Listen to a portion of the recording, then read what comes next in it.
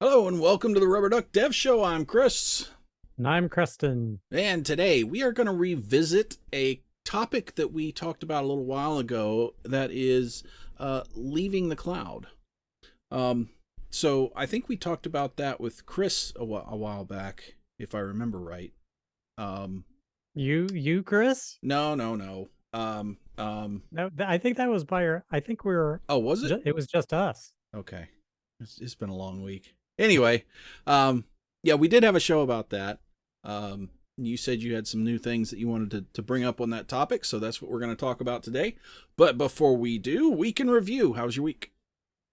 Oh man, I am. My time is just there's just a big time suck. I have no time.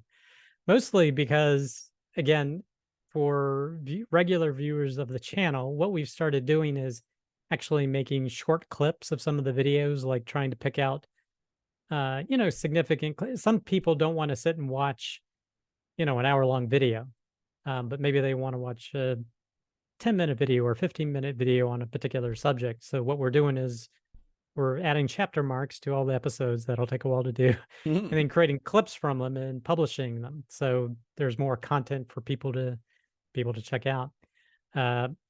And apart from that is coordinating all of that work because we're have some assistants helping with that, and just the coordination, the back and forth. It just takes a lot of time to do it. Yeah. Uh, but yeah, so that's consuming way too much time, and I need to get back and focus on some of the other things I'm doing. I'm also working on the course that I mentioned, and I'll have again more details in a couple of weeks. Again, this is a Postgres course. Um, right now, 99% confident it's primarily about making Postgres faster in terms of query optimization and things of that nature. So more from something that a developer could use to get database superpowers, basically. Oh, cool. So what about you? Well, I've had an extraordinarily busy week because um, Friday last week the company announced that we've just bought out our biggest competitor. Wow. So we are in the process of merging that team into our team, and so there's and they actually had a bigger engineering team than we did, from what I understand. So there's going to be a whole lot of change management going on, and Oh man. that's been taking up a good portion of the week. That I wasn't off. I was actually off of work. I took a brain break. I was out Friday, Monday, and Tuesday, and I just completely disconnected from things. I turned off Slack. I turned off my notifications. I stayed off of Twitter. I stayed off of everything. I didn't even return texts and calls for the most part, because I just needed to completely disconnect. So I did, and I feel a lot better. Cool. So, but Although yeah, you may be asking periodically, what's going on? What happened? I've been doing that all day. Yesterday and today, I was like, "What is happening?" I'm finally caught up with my email though, so that's good. But yeah, the new videos are looking good, and thank you for doing that, because I do the live production stuff, but then Creston handles all the back end fun Well, things. thank the partners in crime, Rajiv and Ranzone, because they basically made it happen. I'm just like, we need to do this. Help me make it so. Yeah. So But they seem to be doing pretty well, and I've already gotten some good feedback from community about it, and I had some people reach out to me and saying they really liked that. So we'll continue doing that. As long as you folks keep liking it, we'll continue doing it. So, if you haven't, go check out the shorter form videos, throw some likes on there, because it helps the algorithms, helps our show grow, and the more we have show growth, the more cool things we can do for you guys. So there you go. All right, so meat of the video. We are going to revisit leaving the cloud. So give us a little recap of kind of what we talked about last time. So basically, this was prompted by things that 37 Signals is doing. So they were, I can't remember what the exact impetus or what was the trigger point. It's basically, I guess, just their cost spend was out of control and they Mm-hmm. started for their infrastructure. So they started examining, I mean, just started thinking differently about it. And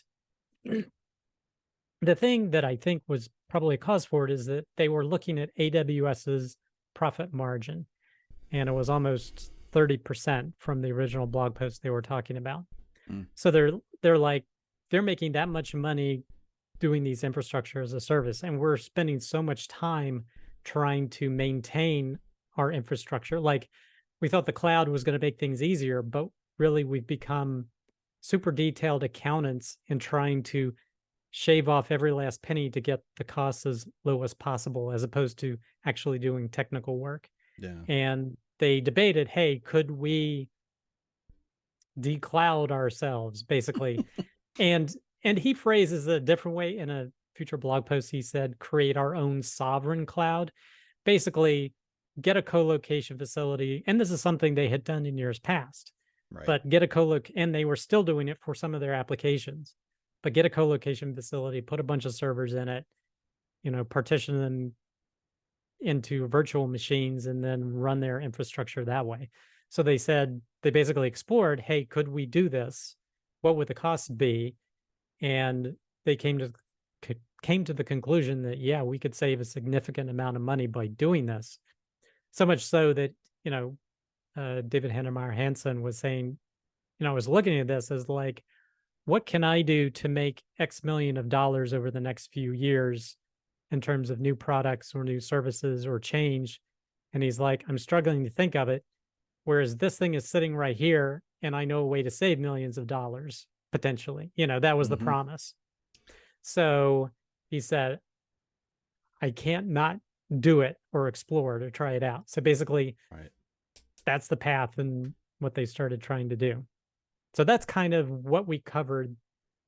And you were saying, you were of the opinion at the time, this is when we are doing our show, that it was like, yeah, that's a one off. There's not going to be other companies doing, or not very many other companies, particular big companies, because they're so invested in what they're doing.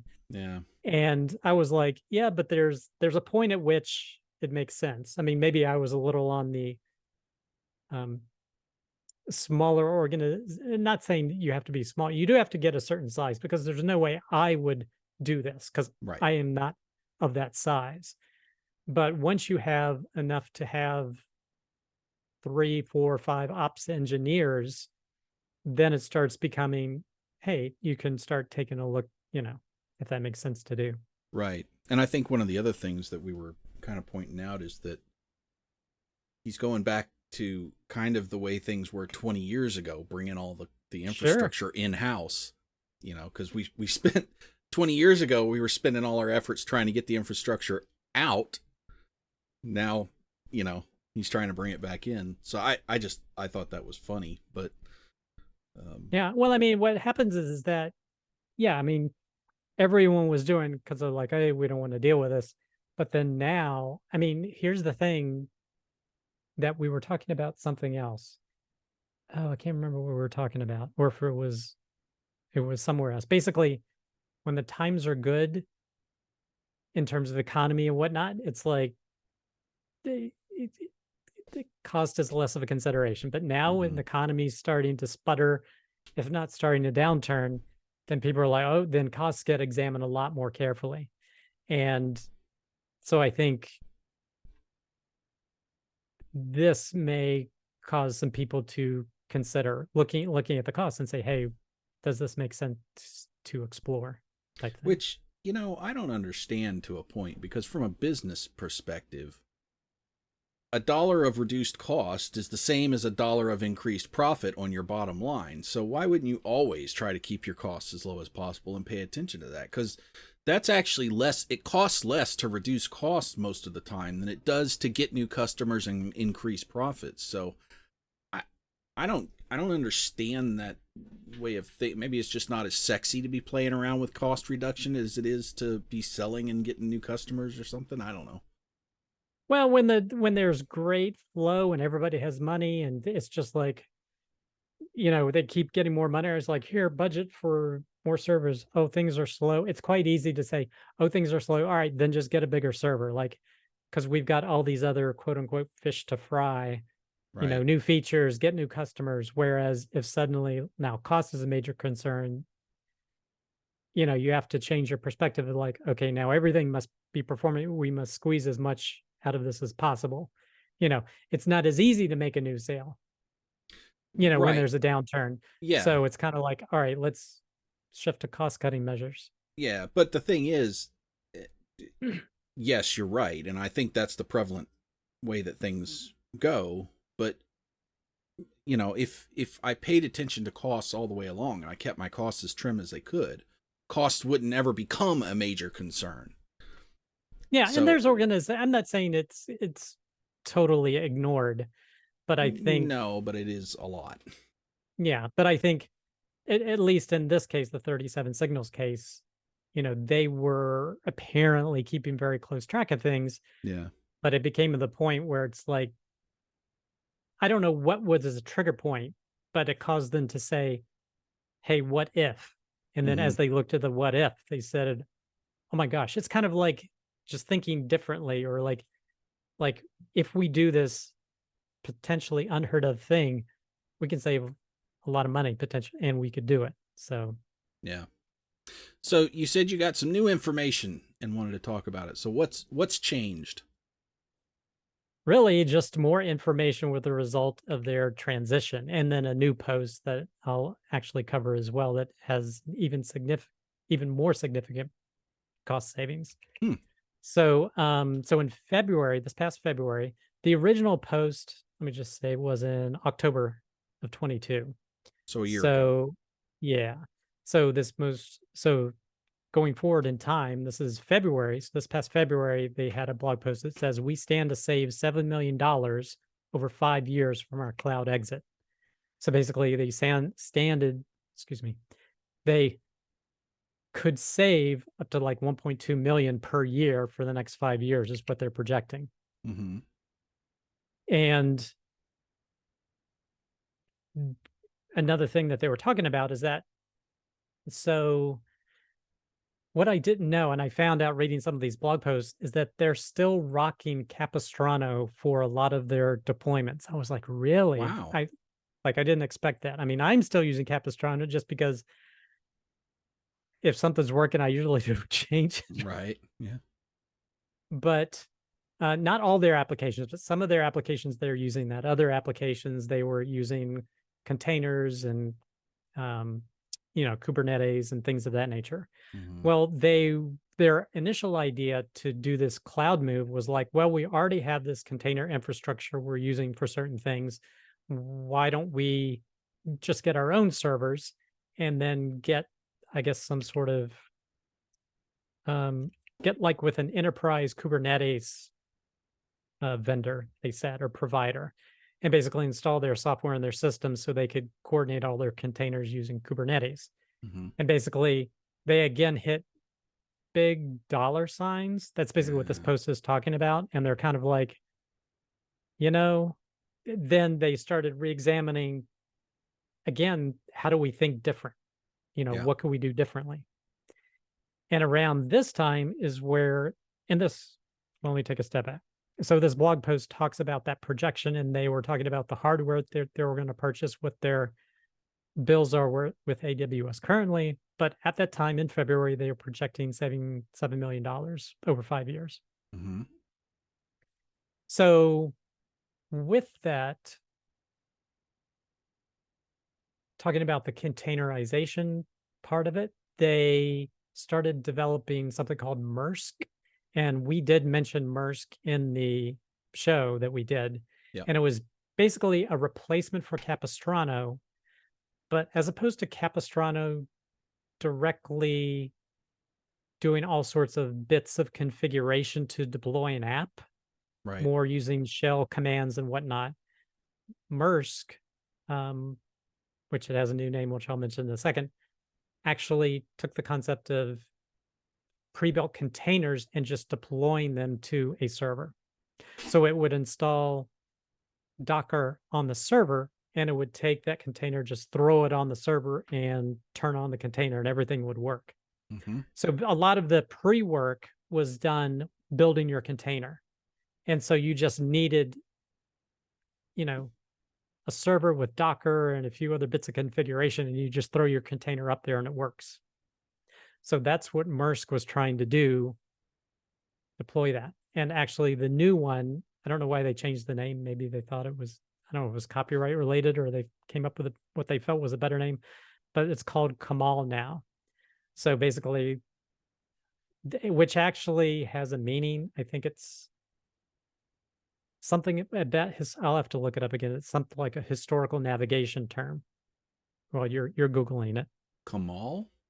Yeah, Kamal. Okay. Anyway. Yeah, go ahead. All right, so that's kind of the state. They decided to say, all right, we're going to go for, Maersk, Kamal, whatever it is, and we're going to kind of roll our own solution to deploy our containers to our own servers. So they were going to stay with Kubernetes, but that kind of fell to the wayside. You know, it was a lot of complexity they were dealing with, because you have to remember that they have about 6 or 7 applications that they intend to maintain and run until the end of the internet, as they say. So they have some that are containerized and some that were not. So Mm-hmm. basically, their experience using Kubernetes for their most recent app, Hey, they had a lot of pain with using that. So I think this was also an impetus for them to say, hey, let's not use Kubernetes anymore. Let's just Yeah. use a container switcheroo infrastructure focused on simplicity. So here's what the name means. Okay. Kamal is named after the ancient Arab navigational tool used by sailors to keep course by determining their latitude via the pole star. It's okay. Just ancient navigation term. Yep. What that has to do with deploying containers and servers, I don't know, but there you Got go. me, but there you go. Or maybe they're like, this is the new way we're going to travel now. I don't know. So, okay, so that's pretty much the state of, I guess, February-ish, or maybe even part of into 22. Mm-hmm. And so then they posted another update in May entitled Cloud Exit Pays Off in Performance 2. So at this point, they had converted one of their apps over, and they were seeing significant performance boost with it as well. Like they had a median requests go from 67 milliseconds when it running in the old cloud infrastructure to 19 milliseconds on their own server. Oh, So essentially a threefold performance improvement, essentially, or median performance time. do they explain why? Um, so it says that they were running on EKS and AWS. Well, here's the thing. They're using bare metal servers with super fast NVMe storage right on the box. Whereas I imagine they're using, maybe they were probably using elastic block storage on AWS, which would mean you have to do network transfers to the disks. Like my experience working with some clients, direct attached NVMe drives will smoke anything that EBS has at this point. So they do talk about it. It's hard for me to read the blog post and remember Sure. at this Yeah, point, yeah, sure. but I know from experience that um, it's a struggle to have to get EBS up to the point as a locally attached NVMe drive. So much so, I mean, even AWS is offering direct attached storage for certain use cases in their boxes anyway, Hmm. because they know it's not as, the network, essentially it's network attached storage is not as Yeah. performant, or it's, you have to really spend Boko bucks to get it close to that. Yeah. So I think a lot of it is just due to it is newer hardware than they're provisioning on AWS. So that's a newer hardware, direct attach, very fast storage. I think is a big component of it. I don't see any other specific details about that, but Hmm. anyway, so they got some good performance improvements. with doing it. They had another post about where basically David had offended apparently people saying we're leaving the cloud. It's like, you're not leaving the cloud. You're still on the internet. He's like, yeah, yeah, yeah. So he's like, all right, we're doing a sovereign cloud then. Does that sound better? Basically, it's our own. It's not somebody else's. Which we've had the terminology private public cloud, but I guess Yeah. he wanted to come up with a new term. Always the marketer. Anyway, Yeah. So they're getting better performance for less cost. Okay, yes, but what's the catch? Got to be a catch, right?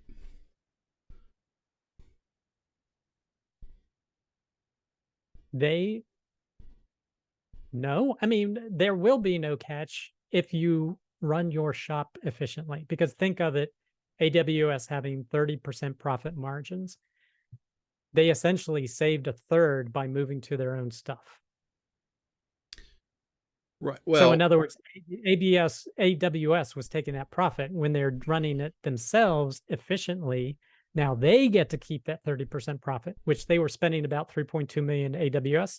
Now they get an extra $1 million a year. So yeah, as but opposed to that going to, isn't that sorry, go ahead. offset by the people you have to hire to maintain it internally? They didn't change the number of people because the amount of staff they had knowing the AWS, they said they haven't changed internally any staff members. They haven't Ah, increased, they haven't decreased. It's just they take different responsibilities. Like before, that's what I was saying in the beginning. Maybe they were more cost focused and analyzing things. Now they're actually doing more actual, technical work as ah. opposed to accounting based work. Okay, so they And didn't they have to increase their manpower; they just had to shift their manpower. right, that's how they've phrased it essentially. That's my interpretation of reading, you know, essentially these blog posts. So, Cool.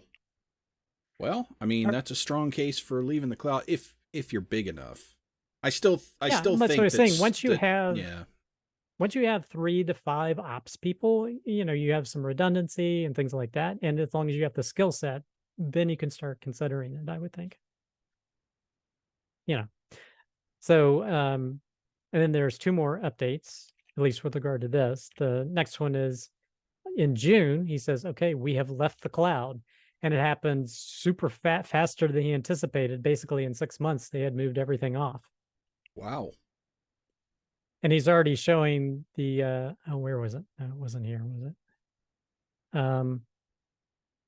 I think this one, and they said now our projections are we're going to be saving at least 1.5 million per year. Oh, So I mean that's a big deal. yeah. And it all depends on how much of the infrastructure you're using. And then in September, so again, more recent. So this is kind of why I wanted to revisit it. There's all these things that have been happening. Mm-hmm. So in September, he says our cloud exit has already got yielded $1 million per year in savings. So, and he shows this bar chart of their costs going do, do, do, do, do, as they migrated things off and as reservations basically expired. Because, if you're, well, I don't know how much but the cheapest way to run AWS servers is to reserve them for a year, 2 years, 3 years. Right. So you have those reservations for a while. So they're still having to spend a certain amount of money, but as time goes by, there's less cost Right. being demanded from AWS. Um, yeah, he Wow. says it could get it up. He's projecting it might be able to get up to $2 million a year. It's hard to say that, but Sure. yeah. So basically, so far, if you believe what he writes, it looks like it's been a big win for them. Yeah, I mean, So I was a bit skeptical about that. Not that you could save money, and not that it was really expensive for very large companies to be on the web, on the cloud. But it just seemed to me like all the offsets, all the trade-offs, all the other stuff you'd have to bring in to replace that would kind of wash all the savings away. But I guess it's not. I mean, that a million Well, to a they million and still, a half a year is not anything to sneeze at.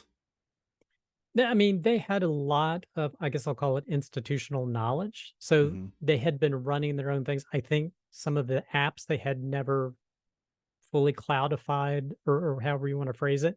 Mm. So it was kind of like, all right, let's take what we're doing. And I think the containerization and not worrying about Kubernetes, because then they would not have saved as much money if they had to hire someone and institute Kubernetes, but they rolled their own solution with Kamal, that's much more simple to deal with, that allowed them to manage it much more easily. Then I think that's where they said, "Oh wow, we can do this and save, fair amount of money and not have to hire additional people to manage it." I'd kind of be interested to know too. Were they doing Kamal anyway, or did they do it to accomplish this goal? And B, how much did that cost to roll? I'd be interested True. to know that. Yeah, I don't know.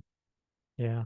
So, I mean, if they were doing it anyway, it's sunk cost and that doesn't really apply here. But if they did it for the purpose of achieving this goal, then that's, part of the cost of moving this. And that, depending on how much that costs, that could be a significant offset. Yeah, but I imagine it's, a couple of developers' time working on it. I mean, it is a relatively simple concept because they already had, really all you're doing is just making sure Docker is installed on the machine, put a container on there and start it. And then coordinate being able to, when you're doing a deploy, put up the new version of the container and seamlessly switch over to it. So, Yeah, I I mean, mean, it could have been two guys writing 10 minutes worth of scripts for all I know, but yeah, yeah. Well, I mean, I'm sure it's more than that, but yeah, yeah, yeah. So I don't think it was that significant of a lift, or at least definitely not $5 million worth or whatever it is. oh, I'm sure it didn't completely offset the cost if it offset any of it, but I'd be curious to know if because it seems like that idea would be good whether they were leaving the cloud or not. So I'm not even sure that was part of that goal. Yeah, it's But not clear to me at what point that was considered. Um, yeah, so I don't know if they were still thinking of it. I don't know if that was born when they were having frustration with Kubernetes, or and how it was related to this or not, because it sounded as if some of the logic was, hey, we could do this just by installing Kubernetes on our own servers and just move the containers we were already building and just put it on there. So we don't need to have AWS run it. We could just run it ourselves. But then maybe they had frustration with working with Kubernetes, and why is this so hard? And I'm paraphrasing things, that my interpretation, what they're thinking, why is this hard? It could be easy. right. So why don't we, Docker's great. Why don't we just put it on there and then just do these few things and we can deploy? So it sounds like what they tried to do with Kamal. So So, David, if you're out there listening, we'd love to have you on the show to talk about the behind the scenes kind of what what were the offsets of this? What did you have to put into it to get it to happen? I mean, I'd just be interested to know from a business perspective, what kind of trade-offs you had to make and um, what it actually cost to achieve these cost savings, um, or what, not necessarily the numbers, but what kind of costs went into achieving these cost savings. Um, Still, it's pretty impressive though how this worked out. I was a bit skeptical seeing that because coming from back in the stone tablet days when we had all the infrastructure in house, I know how expensive getting a server box was not cheap, and having the people to maintain those server rooms, your internal server rooms, and keep all that stuff up to date, it was a pain in the butt, and you ended up either having to farm that stuff out and hire external infrastructure companies to come in and do it, or you had to hire employees that specialized in that because it was pretty much a full-time job, and there was, just even with small businesses, it was a significant cost. And at the time, 20, 25 years ago, when this stuff started moving to the cloud, it was a huge cost savings to go that way, right? For small businesses. Well, I think it still is for small businesses. Definitely, Yeah, there's no question you can just stick it on the cloud. Don't worry about it.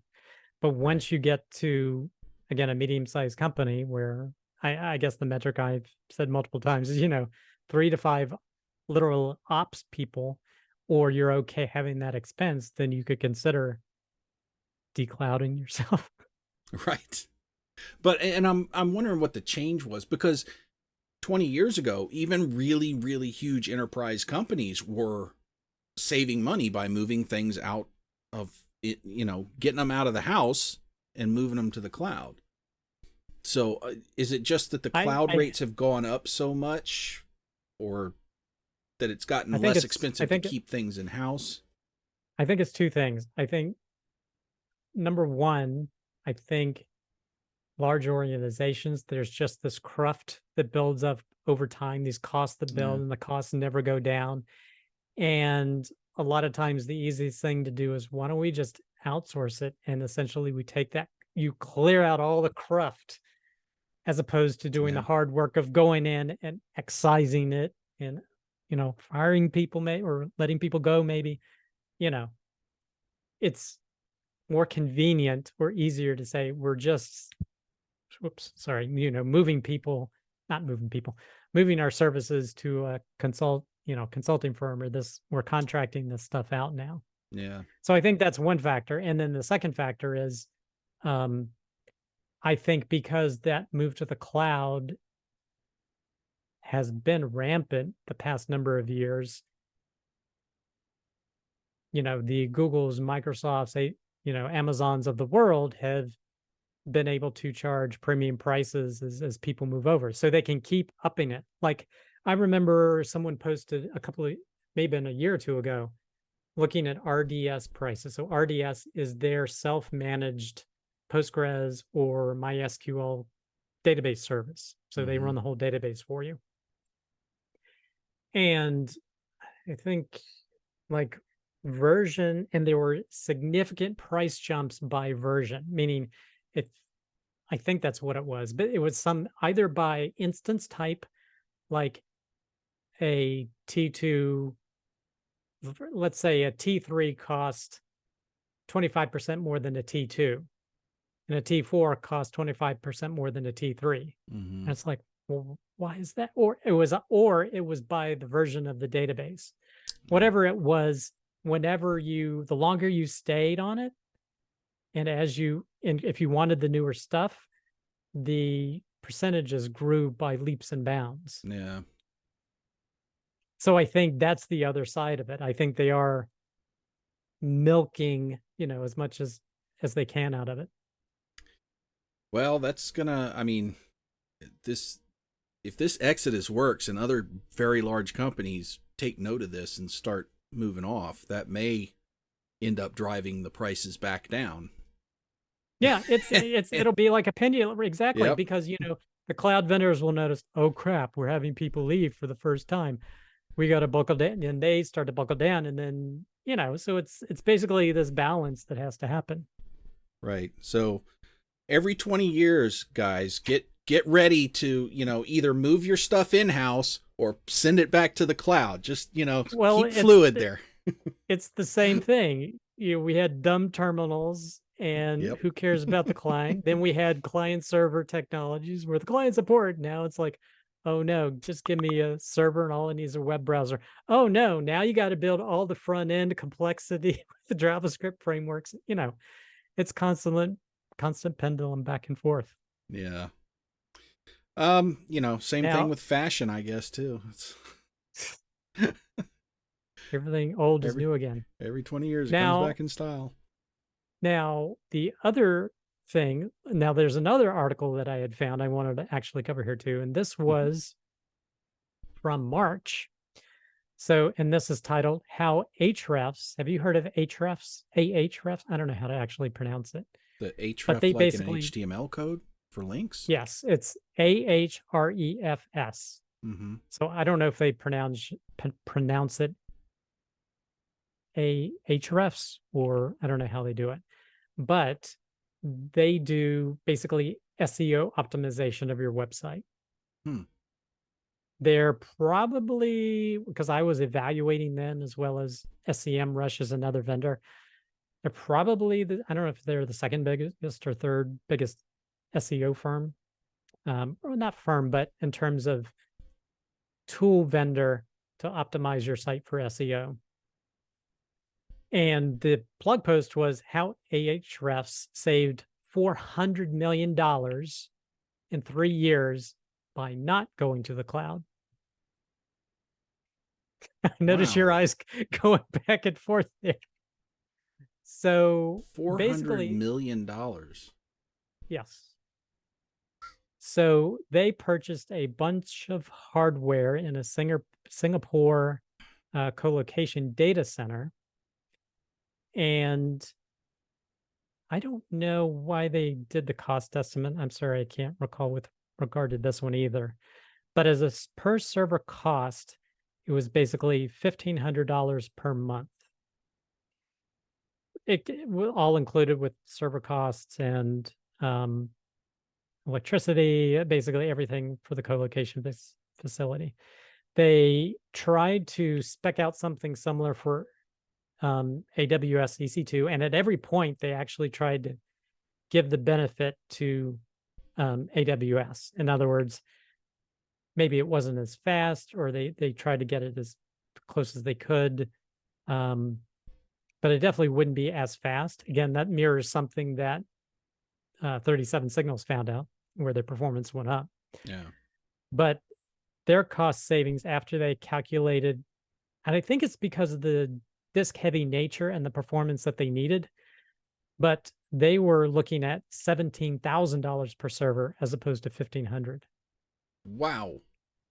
So basically, it was basically a tenfold cost difference. So they could have 20 servers running their own infrastructure versus 2 servers in AWS. My goodness. Now, you always have to take these things with a grain of salt, but Right. that and performance measurement. But looking at this, it was like, well, even if it wasn't 400 million, if it was 200, if it was 100 million, still, That's I might could that's live on that, you know? that's and so much so that this article was talking, and all these articles I'll put in the show notes for this episode. But they basically said, our whole revenue was $257 million over the last 3 years. So if we were to actually try to get AWS to do it, we would basically be operating at a loss. Wow. Well, no, well, yeah, definitely. Well, that's revenue. So I don't know if it's good. Basically they wouldn't have enough money to pay for it. My So the only goodness. way that they could do this optimally, basically, as they're saying, is by running their own stuff. Oh, wow. Well, I mean, it makes sense. It's not something I would have thought of. Not something I would have paid attention to because I'm not on the infra side of things. I just deal with the code, um but that I mean makes sense because I know because we use AWS in house and for our stuff to host our stuff, and it's really expensive. At the size we are, I mean, we're a multinational, a global company, and it's really expensive. The AWS bills every month. So, And well, I mean, I use AWS as well, but mm, the thing, it gets cheaper the less you ask them to do. yeah, So what I mean is, I predominantly I don't use RDS because again, I kind of know the Postgres database. So right. I kind of do my own my database just resides on an EC2 instance. So if you go the more commodity route, Hmm. like, hey, just give me some EC2 servers guys, then it's pretty cheap. They do my DNS too and a few other different things, but the less, value added services that you have, cheaper it can be. Yeah. Wow. So, final thoughts. So, oh, Yeah, there was a thought I had that just left my brain. I hate when that happens. Dang. Oh, so a counterpoint to this. Hmm. So, we did say that smaller organizations, it still makes sense to go to the cloud, Yeah. totally. Yeah. Rather than like if you're an, you know, company with one location, it doesn't make sense to make your own data center or get in a co-location center and get a server or two. It just the economies of scale don't work out. Just get some cloud servers and go from there.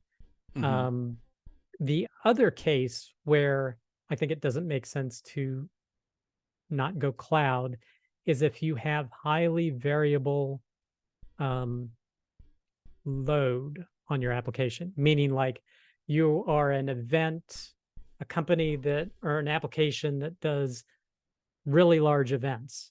Hmm. And it's like for a month, you don't do anything or very small events, but then you have this mega event 5 times a year or something like that. Right. Then it makes total sense to use the cloud or at least add it as a supplement, do a hybrid private public cloud. So run your servers there, but then the ease with which you can scale up suddenly to immense levels in the cloud makes a whole lot of sense because then you can just ask for those servers on a temporary basis and then you can decommission them. So I Hmm. think that that's another reason that it doesn't make sense to leave the cloud in that case. Yeah. Well, and that makes sense for the company I work at because we're event driven, and so we have cases where for some of our larger clients, we will once or twice a year have to scale their instances up and then back down because we know there's going to be a big traffic spike because they're planning this weekend thing or whatever. Um, so yeah, it And would. there I'm sure there's a hybrid way to do it as well. Oh, Like sure. you could run some of your own infrastructure that handles the base level, but during those high volume times, supplement with additional servers from, other excuse me, from cloud providers. Right. Well, that was interesting. I'm glad we followed up on that. Well, I'll be interested to see how that turns out over the next couple of years for them. I hope he keeps I'm posting sure he'll be updates on talking it. about it if it's Yeah, successful. So I'm sure. Um, so if you're listening, let us know what you think in the comments about when it makes sense to be in the cloud and when maybe it doesn't. Do you agree with us? Do you not agree with us? Do you agree with DHH? Do you not agree with him on this topic? Um, it that's a little bit of a hot question there, I think. So, um, just this topic. Um, what do you think about that? We'd love to hear your comments below. Make sure you check out our new short form videos. If you are running out of time or you just have a couple minutes while you're grabbing a cup of coffee to listen to something short, these are 5 to 10 minute snippets of our live shows on particular topics. So check those out. And give them a like. And if you haven't done so, please subscribe. It'll help us out and it'll help the show grow. Make sure that you join us on rubberduckdevshow.com. You can email us rubberduckdevshow@gmail.com. You can reach out to me on Twitter @DuckyDevShow. And we are constantly looking for guests to come on the show and talk about topics. And we are also looking for topic ideas. So if you have any of those things, put them in the comments below. We will be back next week with something we haven't decided yet, but we'll let you know. Make sure that you follow us on Twitter so we can announce what we're going to be doing and you can keep up with all the goings on. So until next week, happy programming. happy programming.